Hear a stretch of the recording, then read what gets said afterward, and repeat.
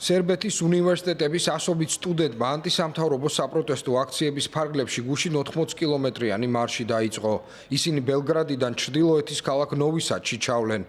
ამ ქალაქში რკინიგზის ახლად გარემონტებულ სადგურზე ნოემბერში ბეტონის კონსტრუქცია ჩამოიშალა, რასაც 15 ადამიანის სიცოცხლე ემსხვერპლა. შაბათს ნოვი-სადში 24 საათიანი ბლოკადა იგეგმება.